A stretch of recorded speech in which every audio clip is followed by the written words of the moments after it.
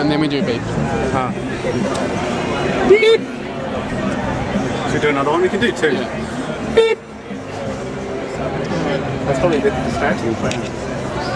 We should expand several times to the other one. Only good interview. Yeah, this is... Oh, they're losing them.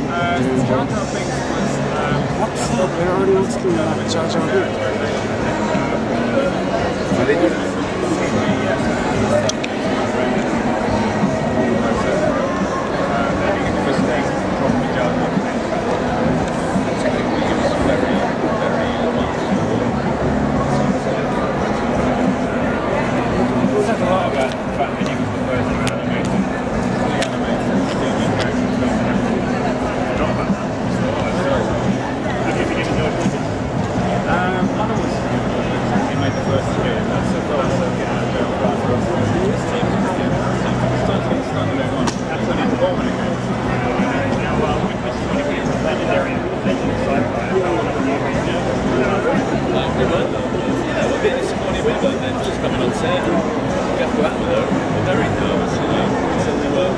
Fairly respectful, and we saw her sitting over there and we went over and said, we got her a night coat, you know.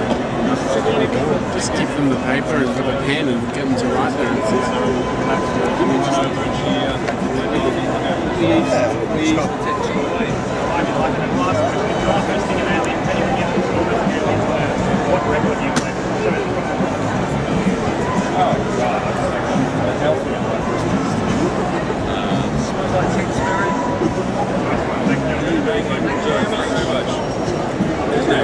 Hey, how are you? Hello, mate. How are you? Good. Quick question. My friend Adam Cruikshank said he saw Blair Witch Project with you.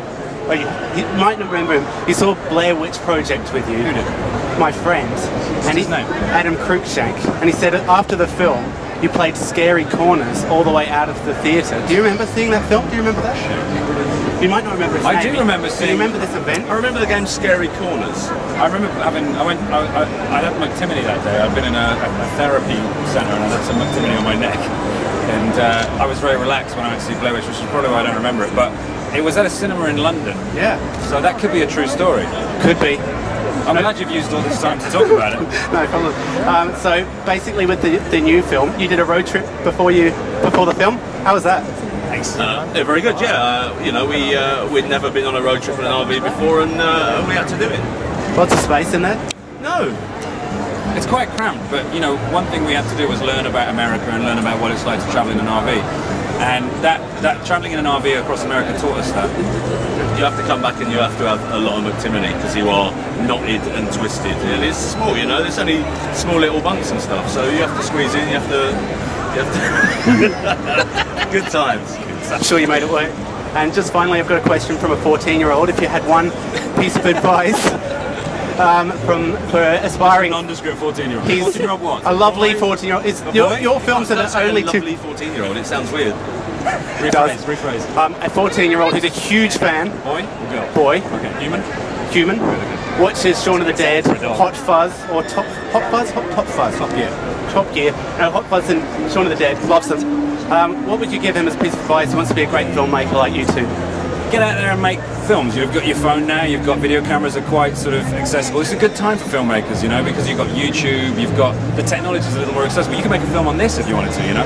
And when we were kids and we were trying to make amateur films, we had to scrabble together expensive video cameras and cine, you know, Super 8 cameras. It's a good time to be a young filmmaker. Get out there, make your own films, edit them yourself, stick them online. If people like them, you'll move on. It's get out there, be proactive. I'd probably say don't talk to older men.